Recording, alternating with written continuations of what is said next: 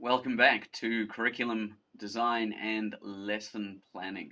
I wanted to take a few minutes to discuss with you the difference between content objectives and language objectives. What is a content objective? It's an objective that helps students identify what they should know and be able to do by the end of a lesson.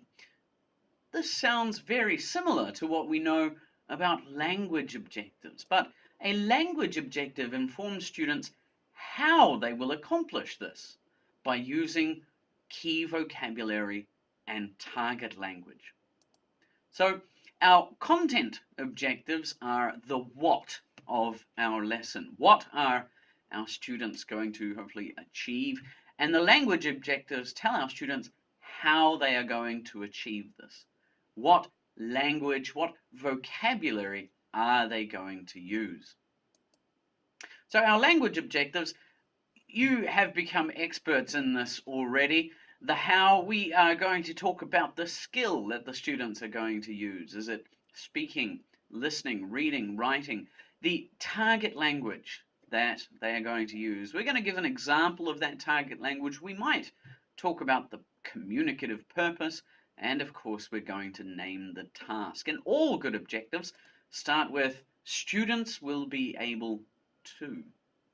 And in this case I've written an example objective. Students will be able to speak using the past simple tense. For example, yesterday I played football, to describe past events or actions by creating a comic strip and sharing.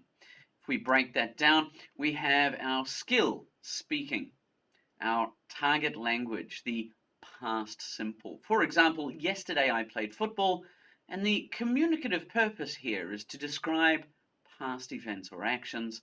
Finally, our task is to create a comic strip and perhaps to share it with a partner.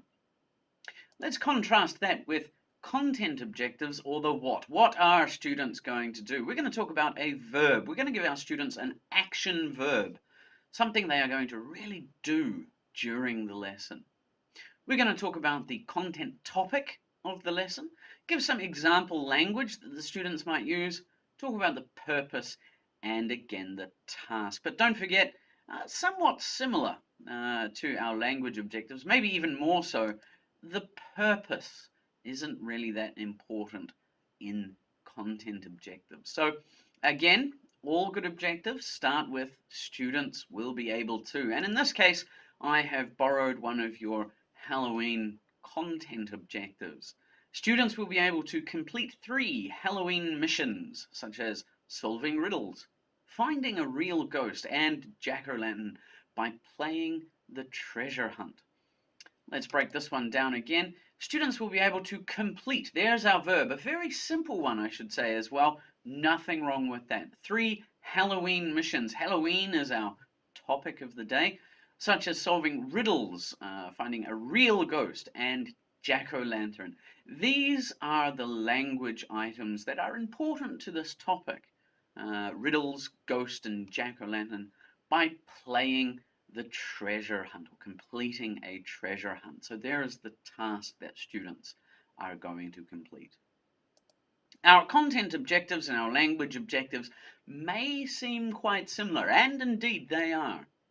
But just remember that our content objectives tell us what our students are going to do during a content-based lesson, say a PSYOP lesson, and our language objectives describe what target language the students are going to use. I hope that helps. Thank you for listening, and I will see you in class.